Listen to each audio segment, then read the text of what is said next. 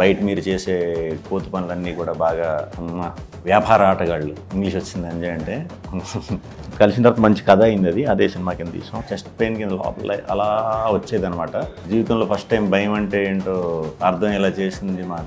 Telugu master సుస్వాగతం. మిమ్మల్ని కొన్ని ప్రశ్నలు అడగబోతున్నాను. ఒక్క ఆంగ్ల పదం లేకుండా తెలుగులోనే సమాధానం. తెలుగులో సమాధానం చెప్పాలి. ఓకే. చిన్నప్పుడు మీకు తెలుగు మాస్టర్తో తెలుగు పాఠాలతో మీకున్న జ్ఞాపకాలు చెప్పండి. తెలుగు టీచర్ చిన్నప్పుడు బాగా గుర్తు. జీవితంలో ఫస్ట్ టైం భయం అంటే ఏంటో అర్థం ఎలా చేసింది మా తెలుగు టీచరే. ఎందుకంటే ఆవిడ క్లాస్కి వస్తున్నారంటేనే ఏదో చెస్ట్ పెయిన్ కింద లోపల అలా వచ్చేది అనమాట. నాకు తెలుగు రాయటం అసలు వచ్చేది కాదు. తెలుగు ఎందుకులే మనకంతా ఇంగ్లీష్ ఇదంతా అని ఫీల్ అయ్యేవాడిని. బట్ కొద్ది రోజులు పోయిన తర్వాత తెలిసింది ఏంటంటే అది అసలు రావట్లేదు. సరేలే తెలుగే పూర్తిగా మాట్లాడటం అన్న వచ్చిందని చెప్పి చదవటం స్టార్ట్ చేశా. నాకున్న ఒకే ఒక్క భయం చిన్నప్పుడు తెలుగు, నాకున్న ఒకే ఒక్క బలం ఇప్పుడు తెలుగు. బ్యాంక్ బ్రోస్ తెలుగు పేరు పెట్టాలంటే ఏం పెడతారు? దడదల్లాడించే కుర్రాళ్ళు. ఇంగ్లీష్ జెన్జీ టర్మ్స్ ఉన్నాయి కదా సార్, అవును. వాటికి మీరు తెలుగు నామాలు ఇవ్వాలి. ROFL దొల్లి దొల్లి నవ్వటం. మన IPL టీమ్స్ కి తెలుగు పేర్లు. ఓకే.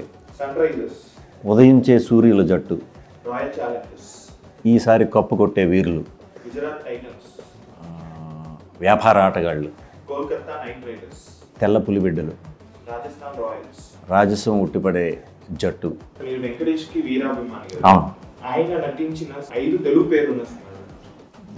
నువ్వు నాకు నచ్చావు, మల్లీశ్వరి, కంటి, ప్రేమించుకుందాంరా, పెళ్లి చేసుకుందాం, సుందరకాండ, ఆడవాళ్ళ మళ్ళీ అర్థాలు వేర్లే, చాలా అయిపోయినాయి. 5. మైకేల్ ఇయా అనే పువ్వుకి తెలుగు పేరు ఏంటి? సంపంగి. సంపంగి గురించి.